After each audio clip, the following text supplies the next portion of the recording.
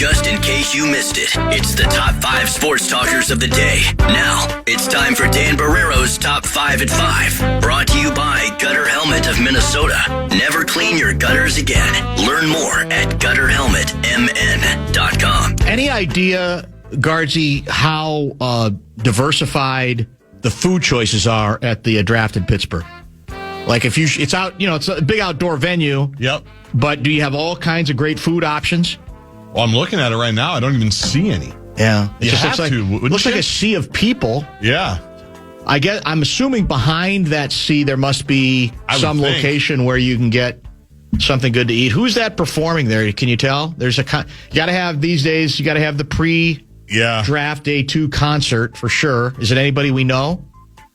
Yeah. It's Bret Michaels. Bret Michaels. Your guy, Bret. You've always been a big Bret Michaels guy, as I recall, going way back. He's been on the station before.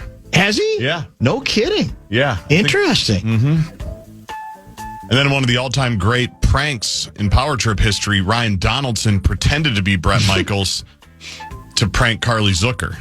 Is that right? And I actually kind of feel bad about it because she bought it? She bought it bad. Man.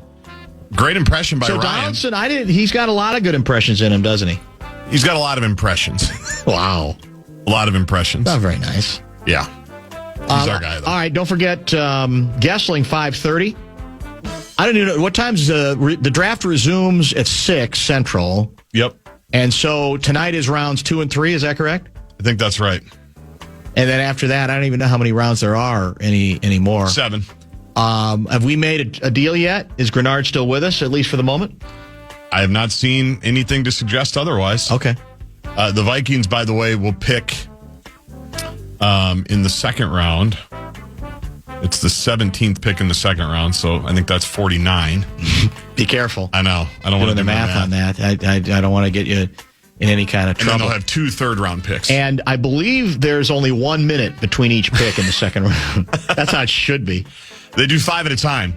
You line up, and then you just go right next to each other. Yeah, that explains it. We're talking draft, so let's talk Vikings. Caleb Banks, the surprise selection at pick 18. Did he bring his boa constrictor with him?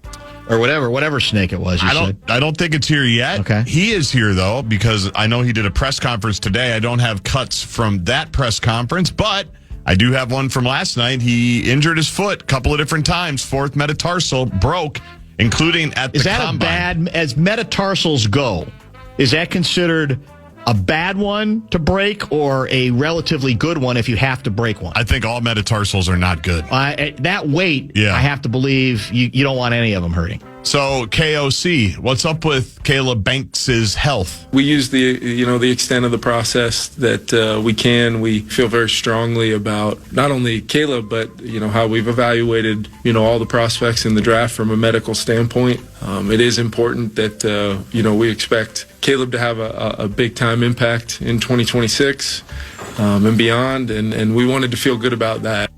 His 2024 film, according to ESPN, was electric, but he only played in 3 games in 2025, University of Florida.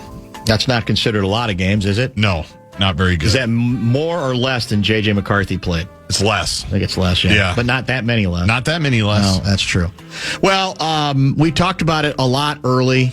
We may have a chance later to review it, maybe between 6 and 6:15. I'll say again, in theory, I generally endorse swinging for the fences, especially along the line of scrimmage. There ain't nothing like it. Feels good to have the comfort of an anchor in the middle of your defensive line. It's frankly something I don't think we paid enough attention to because it's not sexy enough, but it's effective. I just think this is the wrong team and the wrong time. We don't have draft equity. We don't really have playoff equity either.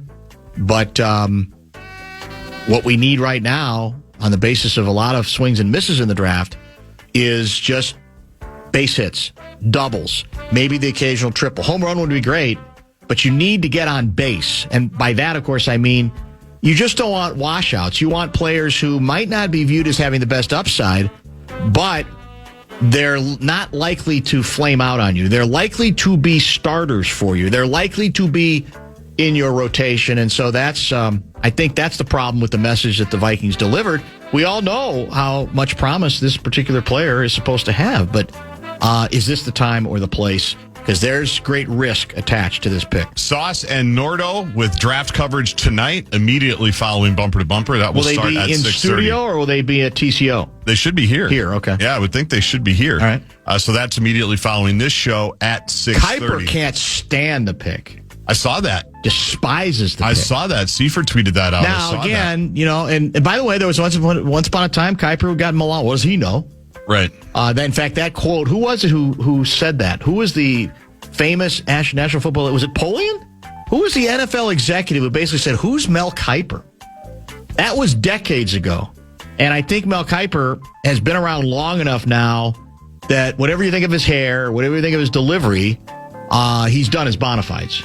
And he is considered a guy who does have some standing when it comes to National Football League drafts. We'll find it. I think I know. I wanted to say it was Polian, but I've got it pulled up here. It may be a different executive, and it goes back now decades, I believe. Right? It was relatively early Kuiper. Yeah, as I recall, it was over 30 years ago. That long? Yeah, I believe it. Yeah. 64686 is the Bradshaw and Bryant KFAN text line. The open question for today is Grenard, right? Because the feeling was you're not going to get a 1 for Grenard. Might you get a 2 or a 3? Might that be in the mix? You do some swapping. So if something's going to happen on Grenard, I would think it's more likely to take place today. After the draft, I think it's less likely, although I guess you could not rule out, a pick for next year or something else in return. The Eagles allegedly had expressed interest in him, but it's a long way from here to there. And I think, again, for the team itself, they're better off with Grenard than with a draft choice. Timberwolves, 6 players in double figures. Ayo Dosunmu, 25 points. Jaden McDaniels with 20 points, 10 rebounds. Gobert with 10 points, 12 rebounds. Ant only had to play 24 minutes. He was in foul trouble, and the game was pretty much out of hand. Minnesota led by as many as 27. They beat the Nuggets in Game 3, 113-96. They have taken a 2-1 lead in the series. Chris Finch, it was a dominant effort. This is him at practice today.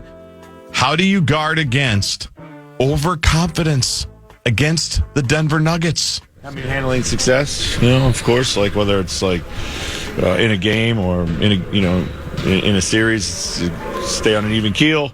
This team last time 2024 won 3 games in a row when we were up on them. Last year they lost big. I think Game 3 against the Clippers, win a buzzer beater in Game 4.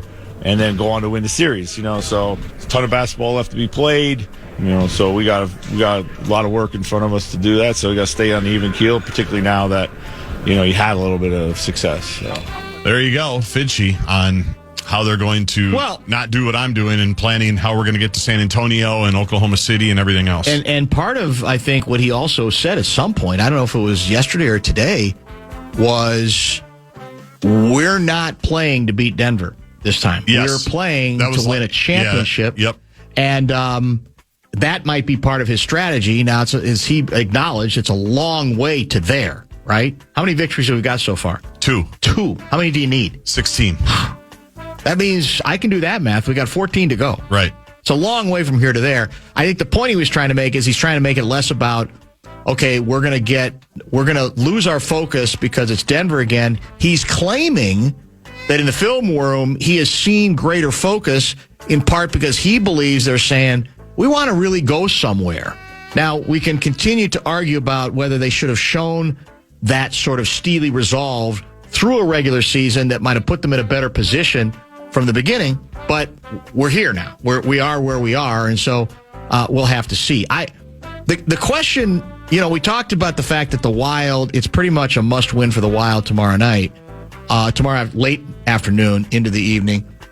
And on the face of it, you say, well, it's not a must-win for the Wolves because at worst, they go back to Denver, a place they can win and have won at 2-2. But the other way to look at it is, well, it's, again, boot on the throat mentality. You're at home. They've been reeling. Keep that momentum going. Yes. 3-1 doesn't guarantee anything, but it gives you incredible margin for error at that point. And I kind of lean that way too. Is when you want to get someplace, you have to do what's not completely logical in a series that's supposed to be close. Say, well, it's going to go back and forth. That doesn't mean you're obligated to go back and forth. Take advantage of your opportunity if you have them on the defensive. No pun intended. 7:30 tip time for Game 4. You can hear that game right here on the Fan. We'll probably join that a little bit in progress because before that, at 4:30, the Minnesota Wild have a pivotal and must-win Game 4 against the Dallas Stars. They trail that series 2-1 after losing in double overtime on Wednesday night. Trennan is still out for the game tomorrow, and Zuccarello, Russo reports, and they say is questionable for tomorrow. He did get out and do a few things today at the Wild practice, so Zucchi is questionable. Michael Russo's latest piece for The Athletic. Is Zucchi underpaid?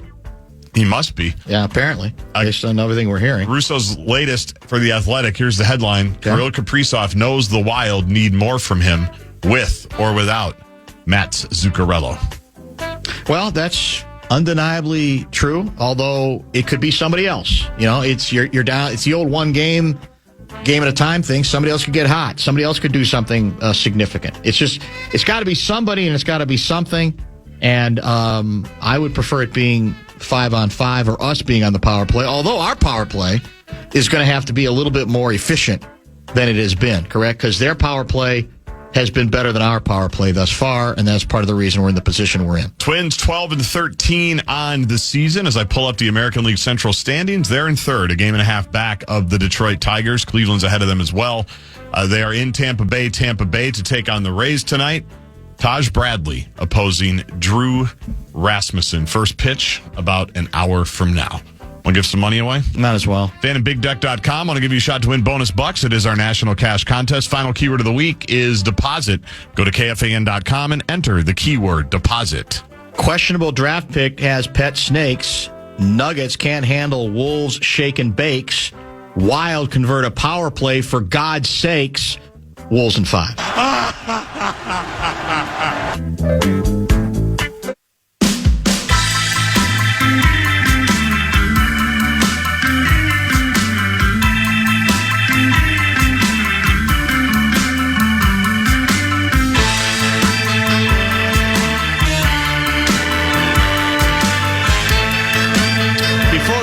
For more football conversation with Ben Goessling, can I give you a Shohei Ohtani update that I meant to include in yesterday's program? Of course. The bad news is that his 53-game on-base streak was snapped at 53. He went 0 for 4 in the Dodgers' 3-0 shutout loss to the Giants on Wednesday night. The good news, he pitched that game, and even though the Dodgers lost it, he threw 6 scoreless innings, further lowering his earned run average for the season to 0.38, the lowest mark for a starting pitcher in all of the National League. He's going to be in the Cy Young discussion. There's no question about that. But his on-base streak is going to have to start a new one. Stop. That's a pretty good consolation prize, though. My streak on the bases stopped at 53, but I threw 6 shutout innings, gave my team a chance to win. Unfortunately, his bullpen failed him, sort of like the Twins bullpen has been failing lately, or, well, that might be a very preposterous analogy, not worth going into in any more detail. Real quick. This is the end, my only friend. Do you have a pen? I do. I guess kids still take the SAT. Yes. Right? I don't think I ever took it. I think I took something called the ACT, which I don't even know if it exists anymore. I think it does. I took both. Did you take both? Yep. A little more expensive, but well worth it. Okay. Tell me this is not done as material. I'm going to ask you to answer a question on the current Oh, no. SAT. Okay? Yeah. You ready for this? I hope so. The following text is from David Barclay Moore's 2022 novel, Holler of the Fireflies. The narrator has just arrived at summer camp, which is far away from his home. This place was different than I thought it would be. I'd never been somewhere like this before. I did feel scared, but also excited. Now, according to the text, how does the narrator feel about being at summer camp? A, he feels overjoyed. B, he feels peaceful. C, he feels both scared and excited. D, he feels both angry and jealous. I think I remember C. C. Yeah. That's on the SAT? It's on the SAT. Are we sure? It's a good source. It's listed as question number 11 on the current SAT. And again, the narration is, I did feel scared, but also excited. And one of the answers is he feels both scared and excited. Yeah. We can't be dumbing it down that much, or were there always those kinds of questions to mix it up and to fool people? Yeah. And to get maybe people almost getting a little bit cocky, like, oh, this is easy based on that one question? It's been a long time. I don't remember really anything from the SAT. I know that'll surprise nobody. That sounds more like my third grader's reading comprehension that he has to do every week. Yeah. The comprehension piece of it. Sure. That sounds more like a third, fourth, or fifth grade deal. Feels both scared and excited, and that's literally. there's not even any nuance to that at all. Nope. It's right there in the question. And if you reread the wait a minute, what did if your eyes were glossing over the narration, all you have to do is go back and read it. Right. And it's right there. It is. It's your country. It was harder to remember it when I didn't have the words in front of me. I think I should get a little extra credit for getting that right. I'm sure you know what? You're right, actually. Car, I will give you a little credit for that. I didn't really listen intently. Yeah. I haven't slept very much the last 2 days. Late tip times. Oh, here we go late again. Puck drops. You and everybody else, yeah. We're all tired. Yeah. It's hard. Let me get to a couple of quick texts. ACT is alive and well, according to 218 guy. Aaron Gordon sitting courtside looking glum, Minnesota where... Oh, this is okay, let me back up. Aaron Gordon sitting courtside looking glum, Minnesota where metatarsal doctors are from. We don't want the NFL draft. Missing school sounds dumb. Wolves in 5. Dan, were you responsible for the refs suck and Wolves in 5 chants last night? Thought of the show immediately. Did you participate in either? I didn't participate in refs you suck, but Wolves I in did. 5 you did? I didn't do Wolves in 5. Do your job? No, I didn't do your job. Okay. I did, though. That's a Herbie Brooks line, is it not? That's job. where it was made Yes. famous. And then Belichick said it, too. Yeah. Do your job. Well, Herbie got there first. He did. It was his guy before. It was his phrase before it was Belly's phrase. Let's be certain. But I did chirp at Scott Foster. Did you really? And he heard me. You're unbelievable. And he looked at me and gave me this look like... Did he wink? Really? No, he's just like... Because I basically said, they don't need your help. I yelled it at him. I said, they don't need your help. And I'm a little embarrassed, but not really, because I'm a 43-year-old father. But you can't help yourself. He looked at me and he's like, really, bro? And then I kind of shrugged my shoulder and said, yeah, you're right. So I backed down pretty quickly. And I'm kind of embarrassed. And that doesn't surprise me that at the moment of truth, you go, come on, what am I doing? Well, he kind of disarmed me, too, because he kind of looked at me like, really? Well, that's the smart. See, that's the smart. That is what smart referees do. Yeah, it was great. Once upon a time, I think there were more of them who had mastered that art of almost diffusing at least some of the venom from crowds by being playful enough. The danger in 2026 is you got to know the line. And then if you engage too much as a ref, then you're going to end up running into the drunken idiot who has no filter and is not going to stop. And it's actually going to go the other direction when you do that. There's a bunch of them that were great at that kind of thing. Yeah. They used to come up to us at the press row as well, same kind of thing. They didn't have to worry about most of us ripping their officiating, except for Sid. And occasionally they would have to say something to Sid and go, come on, Sid, what are you up to? Exactly. So I'm a Scott Foster fan now. Now you're on. He disarmed you. Yeah, he did. For the moment. Yeah. Until he's refereeing Game 7 in Denver. Well, we knew makes a big call. Of course, all the challenges, none of them were overturned, right? Naturally. He doesn't overturn anything. Dana in Fargo, Dana had a history teacher who asked, what color was George Washington's white horse? You'd be surprised how many answered incorrectly. Sometimes you're going too fast. Is that what it is? Yeah. Yeah. You're not reading everything. You're skimming. I think you did this SAT story recently, feeling deja vu. No, it may have been done on the station, but I did not. I've done SAT questions before. I don't think I'd done that one because I had embargoed it and indeed saved it. More expensive, but well worth it. JG sounding like a true cake eater. Did you just say that? About the SAT and ACT. Oh, that's right. You did, yeah. And that's an inside joke that's an old, from over the years. It's a fan radio network joke for sure. Mm-hmm. SAT has to give the dummies a few points for showing up on the reading comprehension. ACT Midwest schools, SAT coastal schools. Yeah, that's what I remember. And I don't even, like I said, I'm pretty sure I only took the ACT. Is the SAT considered harder? I don't know. Although it certainly doesn't seem like, if that's a legitimate question, it doesn't seem like it's, maybe the ACT is even easier. I don't. And they're scored differently. One's a 1600, I think, is the perfect that's right. score. One's a 36. Yeah. Not that I was flirting with either of those. No, I don't honestly remember mine, but you're 100% correct. I had one other one that I wanted to get to. Ref suck. Cheers. Oh, I bet Goessling remembers his SAT score. I'm sure it's.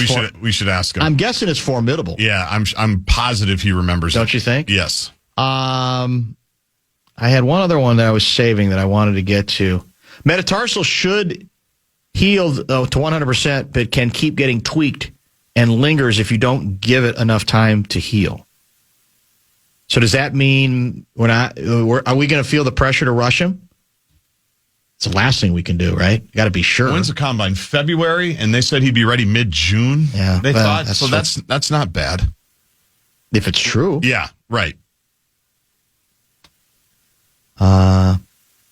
Jaden's a talker. The medium knockers. Rudy's a blocker. Wolves in 5. Yeah, it's decent. Got a chance. All right, let's get to Goessling. Let's get his reaction to the Vikings #1 pick and what we might expect tonight. The draft will resume at about 6. And you say after we wrap up, a special day 2 draft show featuring Nordo and Sauce. Is that correct? You got it. And they're going, you said, between 6 and 11? They might. I know there's a lot of Chinese food that's been ordered. I should say 6:30 and 11? Yeah, 6:30. Oh, is that right? They got some food coming in? They always do. Yeah, it's part of their tradition. Smart move. Yeah. None of this you can just look at in a vacuum. So as we're analyzing Caleb and we're stacking our board, we just stack the board based on the way we see the talent. And you're analyzing everything and including everything. And we just felt really comfortable where he was on our board. And the board fell, and he was the best player on the board. And we took him. It was pretty easy. Rob Brzezinski laying out the Vikings logic for making what is a fairly polarizing #1 pick, right? 18 overall. And who better to talk to about that whole process than our next guest, Ben Goessling, kind enough to join us via the Connecticut Water Systems hotline. Thank you for joining, as always. I want to read you a tweet from one of your competitors, Kevin Seifert, and to sort of lead us into the whole injury discussion. Here's what Seifert sent out 4 hours ago. No situation is the same, but today I can't help but remember the 2007 draft. We were convinced that Adrian Peterson's broken collarbone was a grave concern. He ran upright and would constantly be exposed. I can't forget the look Brad Childress shot me when I asked him about it. Does that analogy work? I mean, in this case, we're talking about Caleb Banks, an interior defensive lineman that goes 3 bills plus. I guess it is a reminder, Ben, that just because a player's got an injury question doesn't mean it can't work out. But it's a tricky situation, is it not? It is, and I think they're similar only in the sense that they're injuries that should heal. I mean, this is not something that should be chronic. It's a broken bone that you would hope is not going to happen the same way again. I think with Adrian Peterson, the question was, is he going to sustain another collarbone injury because of the way he runs? And I think with Caleb Banks, it's, is he going to sustain another foot injury because of the position he plays and the weight he carries doing it?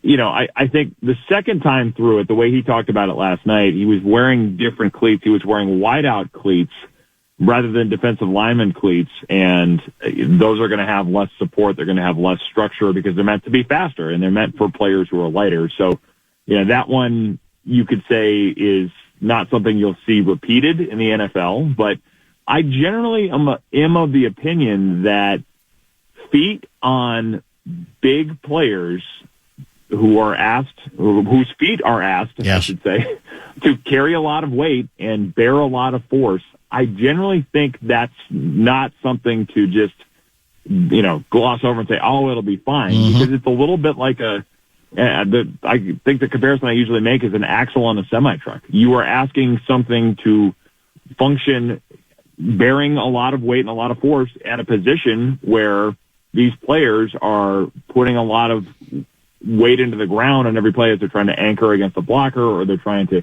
shed a block. I mean, a lot of it is driving force from your lower body, and your feet have to be in strong position and have to hold up a lot. So I generally do think that is something to wonder about and something to have questions about. But from the perspective of, is it a repetitive nagging hamstring issue or something? It's not that. I mean, you wouldn't think these things are going to repeat as much, but yeah, overall, just the nature of the position and the nature of his body, I think it's something that you wonder about it, and I think it's one of those things they're going to have to see how this goes. They leaned a lot on the opinions of their doctors and made the pick, but those doctors, they're going to have to hope we're right. It's very well put. I think you laid it out, the sort of the yin and the yang of the thing.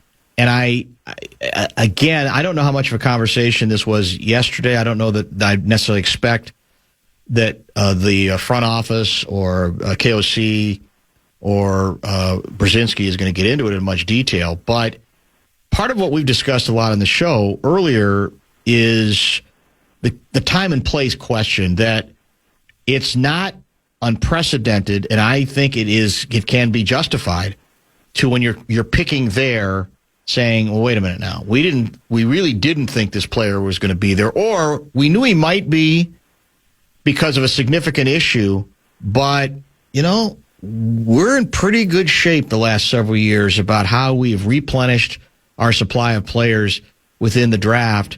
So we don't want to swing and miss, but we almost are willing to accept the risk because of all that success we have in our back pocket. That to me is the messaging issue that the Vikings have, whether they're willing to accept it or not. Yeah. They just don't have any of that equity right now. No, they don't. And it's part of the reason they are where they are financially, because a lot of the holes they've had to fill in free agency with more expensive players, or they sign somebody for a year and it doesn't work out like it did with the defensive tackles they signed in free agency last year. And now those players have dead money on the cap. Yep. So there are fingerprints, I guess, of that approach, and the fact that they have not hit on draft picks, and they've had to find other ways to counteract the problem or solve the problem because those draft picks haven't hit. So it is one of those things where, it's not like they've had a run of draft success where they're the Eagles or the Seahawks, or I think even the Chiefs at different times, where it's like, they can get a little more out of the box because there's this core of young players that you can say, okay, they're not counting on this maybe quite as much. I think we'll have a fuller picture of this after this weekend and probably after tonight, because they have these 3 other picks that I think they're going to look at for players that can contribute pretty quickly. It's one of these picks, and you mentioned polarizing. I think it's a great way to put it, because you can look at this either way. You could say this is a player who was injured, and this is a red flag. This is a concern of whether this happens again. Or you can look at this as this is a player who was basically a stock that you could buy at a discount because everybody had these injury concerns. And if you trust the fact that he's beyond them, you may get a bigger return than you would ordinarily get at 18. I mean, Rob Brzezinski, I think, was kind of trying to make that point last night where he said, normally, if it wasn't for the foot, this guy would not have been available to us at 18. So they are certainly betting on the chance of this being a spectacular return on investment, but it doesn't come without risk, and that risk probably is compounded by the fact that they haven't hit on a lot of these players, and they need this draft to produce not just long-term talent, but they need some guys who are going to come in and contribute relatively quickly. Yeah, and they don't have to necessarily all be stars, although you always want to try to find an ascending star, but just good, solid regulars, which is also what the good teams do. Yeah. So you don't have to spend as much money in free agency. How much, if at all, there were a lot of reports I think I've read about today, at least suggesting that the Chiefs were intrigued by him and that might have lessened the chance they do what would seem to be the obvious, which is, well, if everybody's projection is that he's going to go well in maybe into the 40s. Let's do the old maximize. We'll trade down just enough to think we'll still get him, and we get a little bit more in return as well. What do you think about that part of the story? I think that's valid. I have heard today that the Chiefs were interested in him and considering possibly even trading up to go after him. And the fact that they took Peter Woods where they picked, another defensive tackle, tells you they were looking at players that may be kind of the successor to Chris Jones, who obviously is making a lot of money and getting into the back half of his career. So, if Caleb Banks is somebody that you look at and say he could be like Chris Jones, they may be thinking, we put him in this defense, we put him in this defensive line technique, he could do some of these same things. So, yeah, I have heard some of that, and how much of that I haven't sussed out yet. Is that 100% solid that they were trying to trade up? But I have talked to people today that said this was not as much of a we can trade back 10 picks and still get him situation as you might have thought, because there were other teams that had thought about moving up to get him. So, yeah, I have heard that, and I think that may have factored into some of the thinking. And it's, they had, I think there's probably other players that they could have said, we can move back and take a different player here. And I think they had other people that they would have been okay with. But if they're saying this was the best player available to us at a position we do have a need, and he may not be available to us that much longer, I think that probably did go into some of the thinking of where they made that pick. So as I recall it, we've got today or tonight, we've got picks, at least at the start, draft, of course, resuming in about 15 minutes. We've got the 49th overall pick. We got 82, and we have 97. Is that correct? Yes.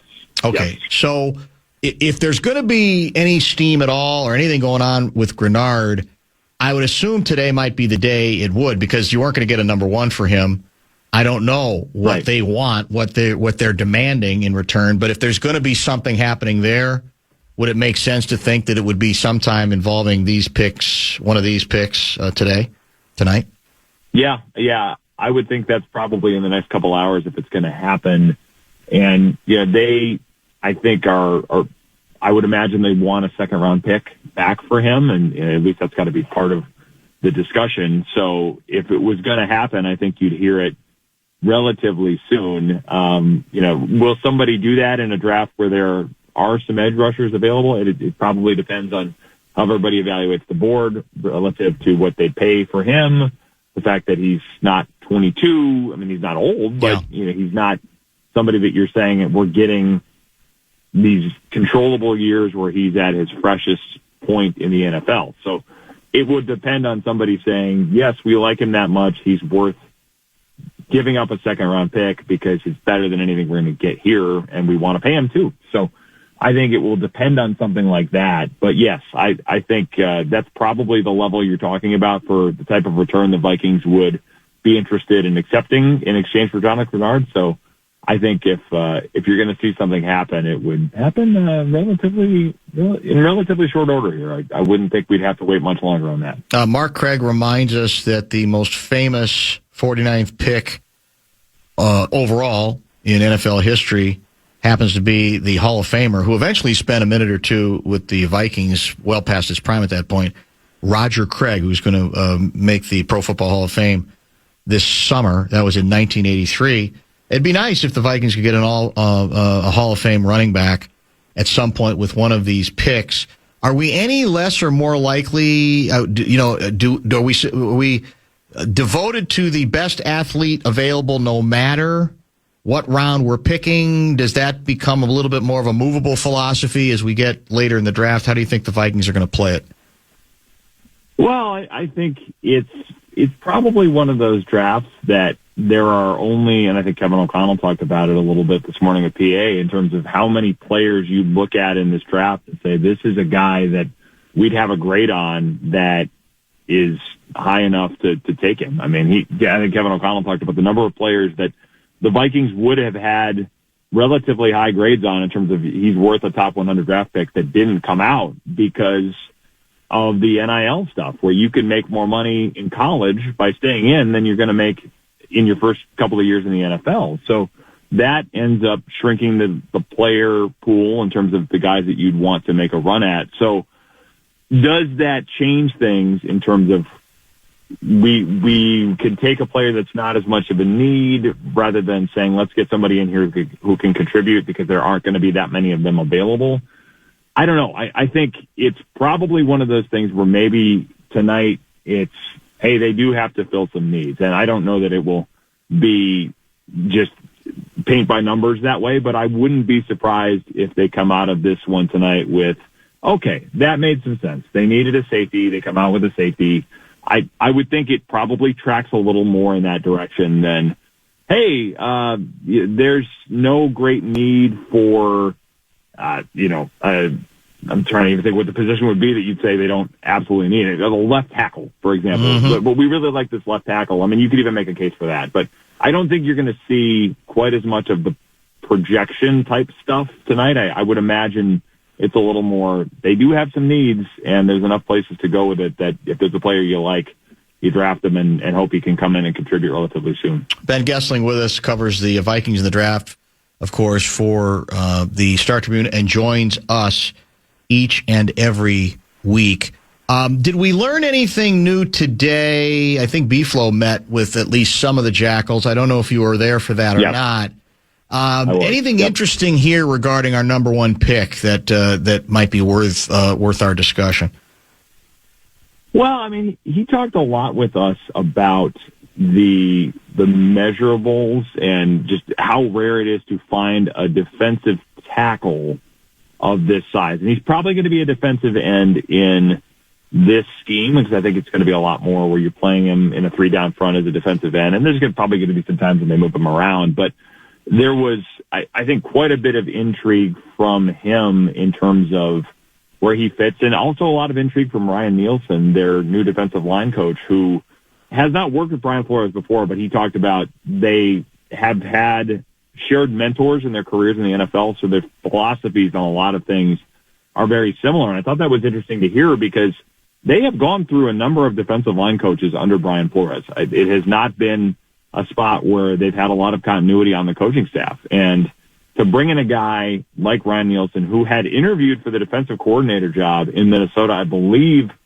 when Kevin O'Connell was hiring, I think it was when he was hiring Brian Flores. I think it was 2023 that he would have interviewed with the Vikings for that job. But when you have a guy that is as well respected as he is, kind of weighing into this process, I think the hope is that you get some continuity with that group. It was interesting to hear kind of how all of that went into the discussion of this pick. Caleb Banks said there were not many other coaches that came down to meet with me on campus and spend time with me there. So that connection point was something that mattered to him. And I think the way Brian Flores and Ryan Nielsen have talked about some of these things together, it was interesting to hear a little more about that, because I think a lot of that steered the process that ultimately led to Caleb Banks being the pick. The timetable on our number one guy? I mean, is there any reason to believe he's going to be behind on anything? What are the Vikings saying? What are you hearing? Well, Caleb? I think the letter that he had sent, or his agency had sent to teams, was that he'd be cleared for football activities by June. So you're probably not going to see him in OTAs. I would be surprised if you see him in minicamp, at least doing much, maybe an individual drill here or there. I would think you're probably looking at training camp and some of that acclimation period at the beginning of camp being where he gets a little more work. I would not be shocked if the approach is, let's spend more time in the classroom. Let's spend more time doing some work on the field that's not quite as intense before you get into full contact stuff. I would not be surprised if there's a little slower, a little more deliberate approach with him, even in the early phase of training camp. And then you add the fact that Brian Flores typically has not given large quantities of playing time to young players because he has a lot of things he wants to see and a lot of nuances in this particular defense that he wants players to learn before he gives them reps. I mean, Jalen Redmond, I think, earned his way to those towards the end of 24 and certainly got a lot more of them in 25 to the point where he became the guy that led them to believe their veterans were expendable. But I think it's going to take time for Caleb Banks to prove that. And I would imagine it would not surprise me if we're looking at it in September and saying, hey, we haven't seen Caleb Banks a ton yet. And then the questions are asked in press conferences. Yeah, he's still learning things and we're kind of bringing him along. We want to see that he's got everything under control to the point where he's ready to do it. And, maybe that'll go faster than I think. I just don't think they're going to force it because generally they have wanted players that have proven they understand all of the nuances of this defense and all of its intricacies and all of its make calls on the fly nature. I think a lot of that will inherently make the process a little more thorough than you might see otherwise. By the way, were all of our quarterbacks in for whatever activity we were having before the draft? With the offseason workouts? Yeah. Yes, I believe so. I think, okay. I think they've all been in the building and we've seen, I think we saw a number of them, at, Grand Casino Arena the other night watching the Wild. So yes, I believe they are all present and accounted for. There were some requisite cheap shots via the text line regarding their appearance at the Wild game. The suggestion being, if you're trying to succeed in the playoffs, we're not sure you should be inviting very many members of the Minnesota Vikings. I mean, the snark is ongoing on this show, that's for sure. And it wasn't even from me. That was just from texters too. So we know how that goes. We need to know, do you remember what your SAT score was? I didn't take it. I took the ACT. You took I got a 31 on the ACT. That's a good score. I did not take the SAT. Yeah, 31's a good score. Yeah, I don't think I did either. The Midwest ACT, I guess, is still pretty big. I knew back in my day it was, but that was in ancient times. And SAT more on the coast, I think, or at least the East Coast, huh? Yes. That was, I think if you want to go to the East or West Coast, you took the SAT, and the ACT was more of a Midwest thing. So I think once I took the ACT, I was like, okay, that'll get me where I want to go. Yeah, that's all you need to go with that. Yeah, that makes some sense. Well, did I hear 31? What was the score? 31, yeah. 31. Yeah, I knew you'd 31. Know it, and I knew it'd be in the 30s. Yeah, it's got to be a good score. I honestly don't remember mine. I don't. Do you remember yours? Yeah. What do you think if Goessling got a 31 on the SAT? And I think to be eligible for athletes, you had to get an 18. Does that sound right, Ben? If Goessling got that's right, yep. If he got a 31 and 18 is the minimum, what did I get? 21. You think I'm that? 24. No, I had to say that. Man, you set that up. I did. You're right. I didn't mean it. Yeah. I got a 25. Oh, okay. I think I got a 25 on the ACT. Close. And a 12-10 on the SAT, I think. I think that's what I got. I honestly don't. It's so long ago. You shouldn't remember. I don't recall. And I don't think I did take the SAT at all, as I said. It came up because somebody offered up via X, so I know it's got to be accurate, was supposed to be a current question on the SAT, and it was literally impossible to not get right because the answer was in basically the answer was in the question. If you literally just read the words, the answer was right there. And because it was quoting somebody from a book. And there were 4, it's multiple choice. And so one of them was literally the words, the 2 adjectives that were in the dialogue. And it's alarming if indeed it is an accurate portrayal of where the SAT test is today. That's the backdrop. That's why we got into the conversation. By the way, Dan Minnesota. They've changed it now for our current attention spans or our current learning environment. Apparently so. Well, okay. One of the theories that's been advanced is, that we deep down, the whole education system knows that we blew it during COVID. I mean, that basically a lot of kids lost about a year and a half of learning, and that in a certain way we can't hold it against them. We can't just make it about their attention spans because we failed them then. They were, it was all remote. Now it was all very challenging, et cetera. So they figured, all right, let's at least for a while loosen this thing up until we maybe tighten it up again. I don't know if there's any truth to that theory, but it's an interesting thought. I think it certainly is possible that it went that way. I mean, I know with my own kids, it's like they did fine, but I don't know that was true across the board. Yeah, it was a challenging time for sure.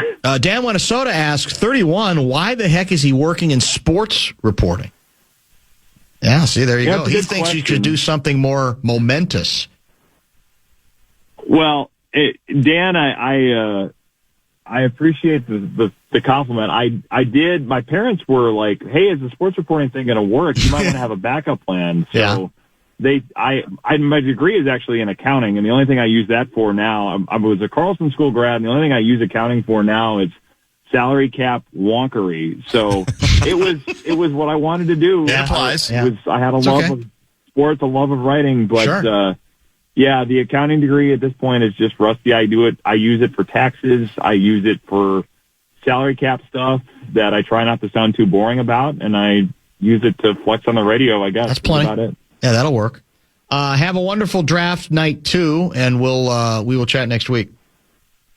All right, sounds good. Thanks, Dan. Thanks, Ben. Ben Goessling, Star Tribune, and StarTribune.com. We have a half hour to go. Maybe we review some stuff from both the current predicament, if you can call the Wolves' position a predicament, and that of the Minnesota Wild, because they're in 2 very different positions here, both back in action tomorrow.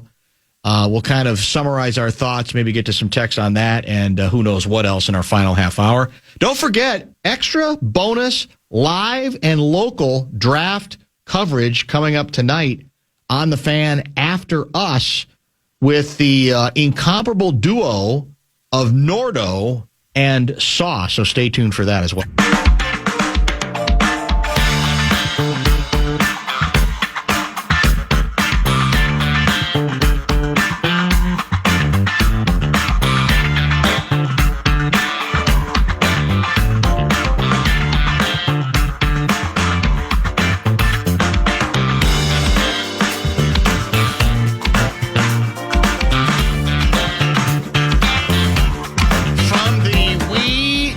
Need 'em department. Your guy, Nikhil Alexander Walker, named the 2025-26 NBA Most Improved Player. Love that. Averaged 20.8 points a game, up from 9.5 from the previous year with the Wolves. And he gets it done. I think Jalen Duren finished runner-up for the Detroit Pistons. The Hawks have taken a 2-1 lead on New York in their best-of-7 series with a chance to go up 3-1 at home. Similar position to, I guess, the way where the Wolves are tomorrow night. And Nikhil has most assuredly emerged. A couple of his big plays in this series have been not so much offense, although I think he did have a better offensive game in Game 3, but a couple of terrific defensive plays on Jalen Brunson at critical moments, too. So Nikhil gets some love that is certainly much not surprising and I think much deserved as well.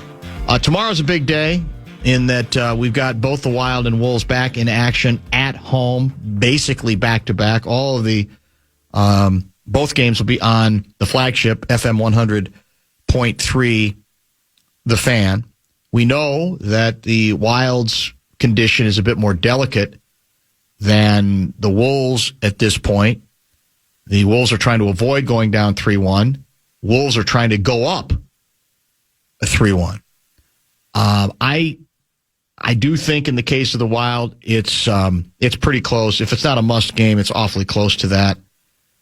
We know in hockey, teams come back from 3-1. We know the road doesn't necessarily have to mean as much. But I think now, for their own mental well-being, I don't think the Wild can let this thing get to 3-1. We got to remember that you're playing a team that has made some deep playoff runs. They're well put together. The Dallas Stars are. They are formidable. And you reduce yourself to, obviously, no margin for error. And then you're asking to win 2 games on the road, right? You'd have to win. You have to go there and win game 5, and then you'd have to hopefully come back here and win 6, and then you'd have to go back there and win 7. Not impossible in hockey, but very, very difficult. And we all know what the formula is. The question is whether they're going to be able to, to do anything about it. Somebody had texted how quickly it can feel differently, that the Wolves look like they would be lucky to win a game after game 1. Wild look like they would never lose. I basically said that on Sunday. Sunday. That's right. Show. That's true. That's what I heard. I think they're done. Now Wolves have a boot on the throat. Game 4 coming up. Wild on Life Sport if they lose game 4. I will say this. On Monday mentioned, I didn't think, I wasn't high on the Wolves, but I didn't think you could rule them out simply because at that point, in game 1, I didn't feel like they got overmatched. I didn't come away from that game going, well, you know what, there's just some years where one team is just much better than the other, and Denver is now healthy, which at least we thought so at the time. They're coming in with a great deal of momentum. We're this up-and-down team. That was the most tantalizing part of Game 1. Game 1, despite some significant issues in the case of the Wolves, the game was there. They were not blown out. They were not in a position where you're saying, well, you just shrug your shoulders and say, well, it's just not going to work out against them. And then, fortunately for the Wolves, they responded by taking advantage of that and winning Game 2 and then dominating Game 3 and pretty much answering the bell after Jaden's comments after Game 2 in a way that almost seemed to indicate that, to a certain extent, Denver did not know what to do. They may not have liked the savagery, but what we're all looking for in a game like that is their answer. And their answer was feeble.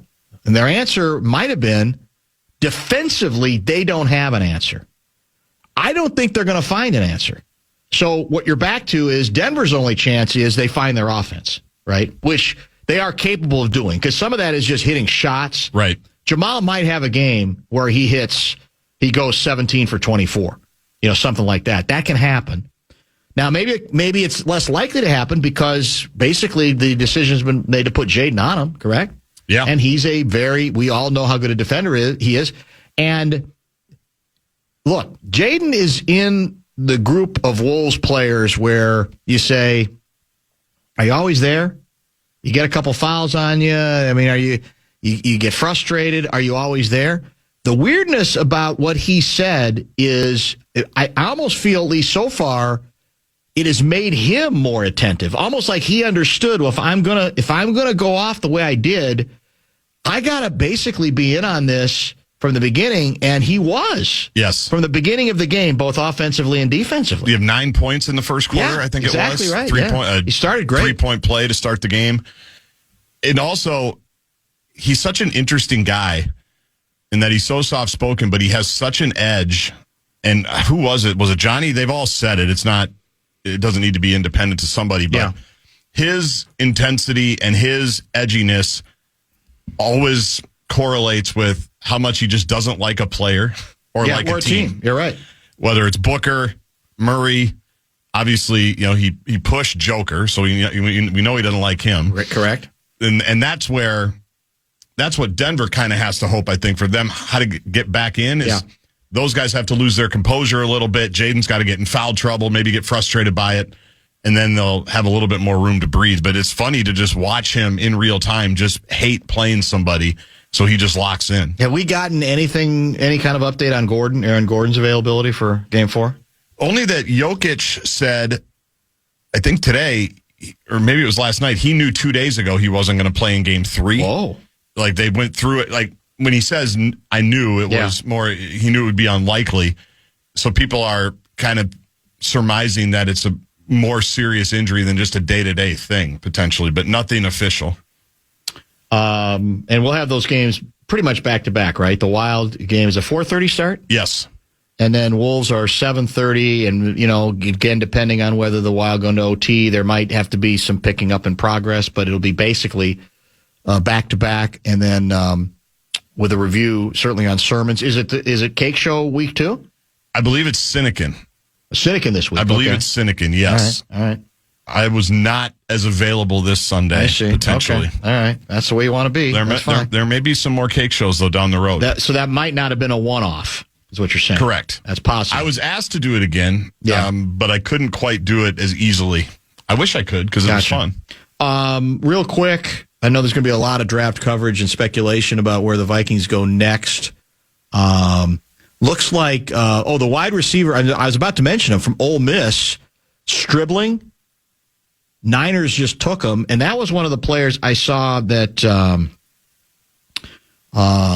your guy, Alec Lewis, had on the Vikings draft board as possibilities for round number 2. But it looks like he is going to the San Francisco 49ers.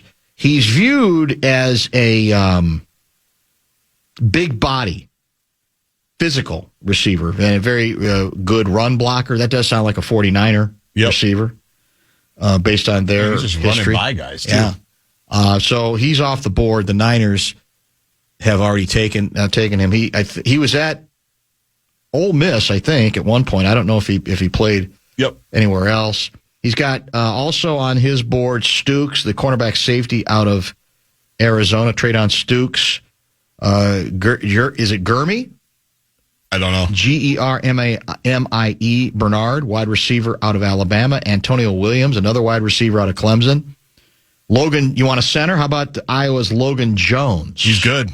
He's on the list as a possibility for day 2. Sam Hecht from Kansas State is another. There's a lot of centers he's listed here. We got an edge rusher out of Auburn, Crawford. Dennis Sutton, an edge out of Penn State. I don't remember much about him. Do you? No. Jake Golday, linebacker, Cincinnati. So, again, we concentrate on round 1 for all the obvious reasons. But, again, what do the good teams do? What the good teams do is they just add players who become rotation players. Many of them become starters. They may not be stars, but they become, at the very least, serviceable as starters, and maybe even a little bit better than that. That's really where you could say the best GMs make their money. It's not just round 1. It's in latter rounds. Go down the list of how good other teams have been and how bad we've been at that, and we largely know why Kwesi is gone. Now, we may find out when somebody writes the book later that it wasn't Kwesi's fault all along because he was deferring to KOC and B-Flow on a bunch of these picks, and I don't know how much that's changed at this point, but that, I think, is another interesting part of it. They just showed the Stribling highlights. He played for Ole Miss, SEC. One of the games, he caught a really nice touchdown against Florida, and I'm pretty sure I saw Caleb Banks with a boot on his left foot. That's not called for. On the sideline. That's not in the spirit. We're the Viking station. That's true for now. Yeah, I'm going to say, you want us to lose the deal? The Parisi Pontiac deal? I've blown the deal once, going back many, many years. I'll leave it to you to be responsible this time. It's not going to be on my conscience. Show Wrap is presented by American Pressure, commercial-grade pressure washer since 1975. It's the Bumper to Bumper Show Wrap.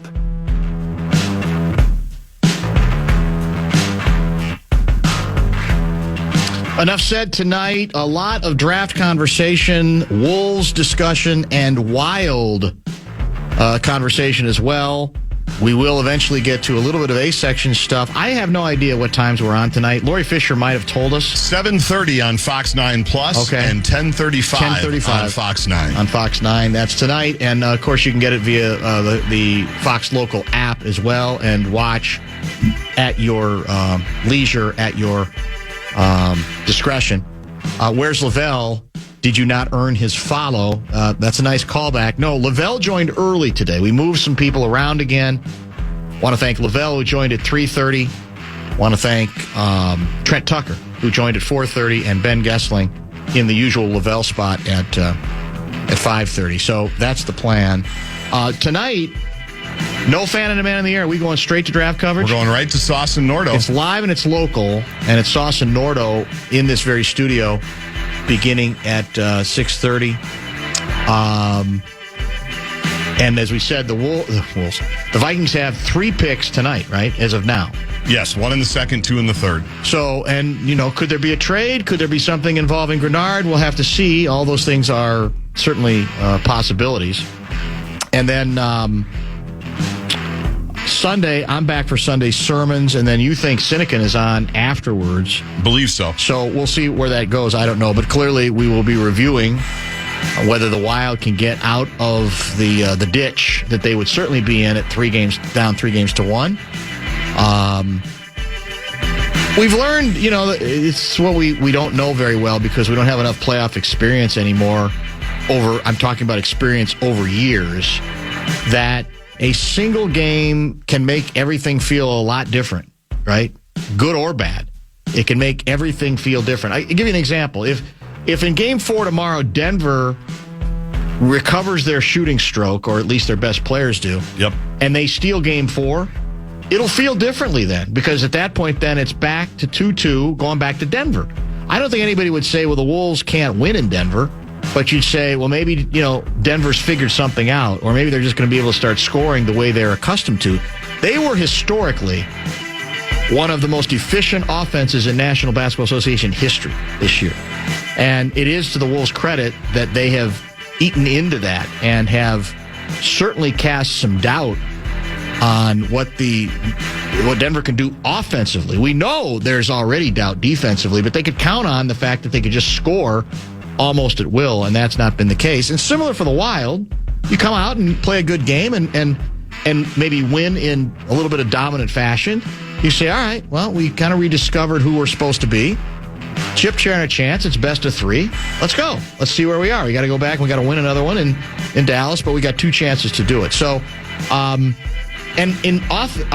what we do is we think everything has changed on the basis of that one outcome. I may be in danger of falling into that trap regarding the Wolves Game 3, because I felt like there was more to it than just a single victory. It looked to me like Denver was kind of shrugging its shoulders and saying, we don't got the answer. We don't know how to deal with this as long as we can't score. Because they know they're not going to suddenly become a tenacious defensive team. That's just not going to happen. They have no answers, especially if the Wolves adhere to the philosophy that they used very successfully once they figured it out. Go to the basket, go early and often. The guy who needs to go to the basket more is Anthony Edwards. He was the one guy who was settling too much yesterday, I thought. Although he was, you could argue, it was moot because we didn't even need him. He ended up in a great deal of foul trouble, played, I think, upwards of 24 minutes. So that's where we are now. As I said, hang for live and local draft coverage. I think the Texans their pick is in number 36 overall, and that's about to be announced. Eventually, it'll be time for your Vikings. I think are picking 49, so they're about still 12 picks away. That's the first of their second-day picks. Thank you for watching today. Thank you for texting today. And we hope you'll hang with the fan always, but certainly tonight as we wrap things up now. We'll talk to you on Sunday morning. Well, go Twins. Thank you for the airtime, and I'll talk to you soon.